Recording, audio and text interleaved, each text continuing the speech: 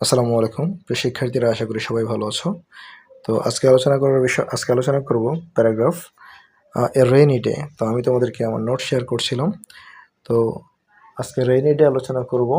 সবাই খাতা কলম নিয়ে বসে যাও। আমরা এখানে প্রথমত রেইনি ডে প্যারাগ্রাফের যে ওয়ার্ড মিনিংগুলো আছে আমি সেগুলো নিচে লিখে রেখেছি। এটাকে ভালো করে মুখস্থ করবে এবং লিখবা, তাহলে প্যারাগ্রাফটা পড়তে সহজ হবে। ওকে, তো চলো স্টার্ট করা যাক।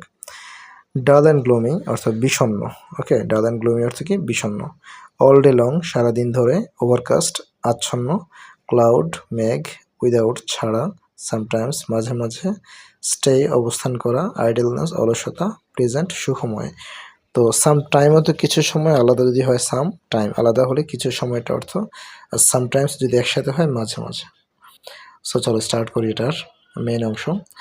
এ rainy day is dull and glooming অর্থাৎ একটা বর্ষার দিন বা বৃষ্টির দিন বিষণ্ণ থাকে। হ্যাঁ, বিষণ্ণ থাকে এবং অন্ধকারময় থাকে। অন এ রেইনি ডে একটা বৃষ্টির দিনে it rains all day long সারাদিন বৃষ্টি হয়।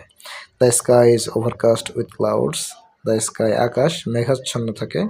ওয়াটার স্ট্যান্ডস অন রোডস অর্থাৎ রাস্তায় পানি জমে থাকে। And roads become muddy and slippery এবং রাস্তাঘাট হয়ে যায় কর্দমাক্ত এবং পিচ্ছিল। নো ওয়ান ক্যান গো কেউ বাইরে যেতে পারে না। গো আউট বাইরে যেতে পারে না। উইদাউট আমব্রেলা ছাতা ছাড়া। সামটাইমস মাঝে মাঝে people slip and fall on the muddy road কর্দমাক্ত রাস্তায় মাঝে মাঝে পিপল মানুষরা স্লিপ করে, মানে পিছলে যায় এবং পড়ে যায়, ফল পড়ে যায়।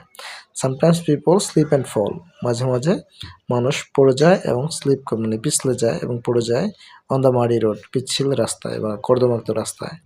Nature looks very beautiful in a rainy day একটা রেইনি ডে মানে বৃষ্টি স্নাত দিনে নেচার প্রকৃতি খুব সুন্দর দেখায়। লুকস সুন্দর দেখায়। লুকস ভেরি বিউটিফুল খুবই সুন্দর দেখায়।